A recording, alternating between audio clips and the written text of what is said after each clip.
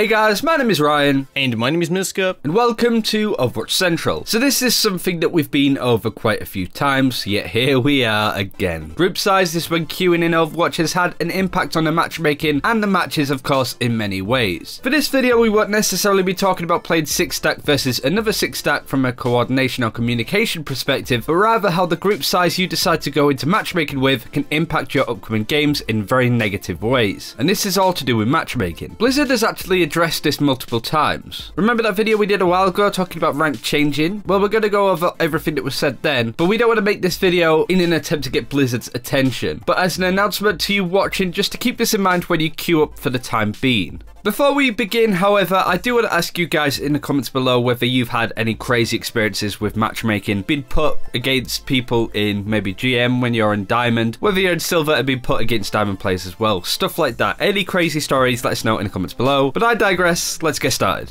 As per usual, we like to begin by setting the scene, and yet again, we are doing exactly that with the Battle.net forum, Blizzard forum post by Scott Mercer, who addresses some issues that the community and the developers had highlighted during Season 3 that were then looking to be fixed for Season 4. There's quite a lot of stuff in here, but we're gonna scroll down to the last two bigger paragraphs here, and Scott Mercer has moved on to the topic of the matchmaker and what the dev team are doing for Season 4 to give us players even fairer games, apparently. In this next paragraph, he also continues this with this very interesting section. Well, we're not going to compromise as much anymore. The matchmaker will no longer create a match above a certain win percentage threshold, and we're going to turn this new behavior on very soon. When we do, you could possibly wait a very long time or even not find a match at all in extreme cases. To find fair matches quickly, try to play during prime hours for your region. It also is easier to match you if you're solo or in a smaller group. In a future patch, when we think we can't find a match based on the current matchmaking population,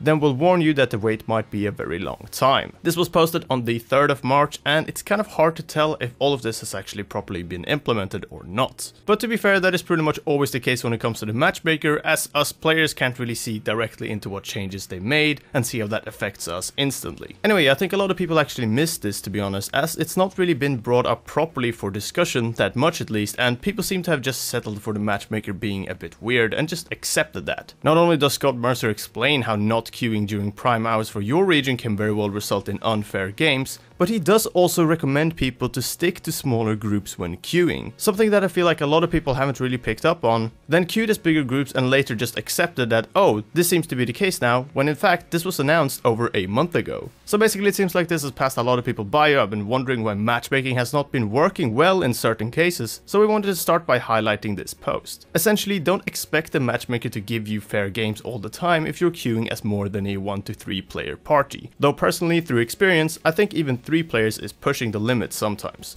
So we're going to move on from the group size part of this problem and move on to the problem with Blizzard being so indecisive when it comes to the SR range queue requirements. The skill rating difference that the game allows you to queue with other people with has changed over time, but the approach with it has so far been that players should be able to play with their friends, just not if they are too far apart. This is of course an issue in itself, as defining too far apart has been a problem with the way that the matchmaker is set up. But the problem here mostly lies that the fact that players can still be put into games that are several skill tiers apart from each other. A good example is a 3.5k master player can't queue up with his friend who is in high platinum. It's a 500 range difference, but he can be matched with and against people in platinum. The more common thing that you see is GM and top 500 players playing with diamond level. This is where Blizzard never really put their foot down. Right now the matchmaker is essentially right between two options. Option A being Blizzard narrowing down the allowed SR difference between players in a match, or option B, which is allowing players to queue with higher SR differences in their own pre-made parties to sort of reflect the matchmaker still doing this. Now, whilst they have found a balance that is alright for now, we will still see problems with this choice all of the time. Even if though there are pros and cons, both options I mentioned earlier, it's hard to know if Blizzard have actually gone for the right one when you experience games with these huge SR differences between each other. Even if it is a team average of roughly 200 SR difference between a team, it can make such a big difference. But the fact that these games where pro players are playing against platinum and diamond players are still happening just doesn't really make any sense. Sure, I mean there is stuff like not playing during prime hours and all that, but surely the matchmaker should just not allow for certain games at all. I mean, that's what the Scott Mercer post was about, right? If they couldn't find the game, then they weren't going to force it. But there needs to be a line drawn in the sand. For example, the difference between the highest and the lowest SR on your team being more than 1000 skill rating apart from each other. That shouldn't happen. The thing is, with the Scott Mercer post that Miska talked about before, with them not compromising, and that ranked is changing and they're doing all this stuff, I have no idea whether these changes have been implemented or not. Because from the outside looking in, it really doesn't seem any different than it was before.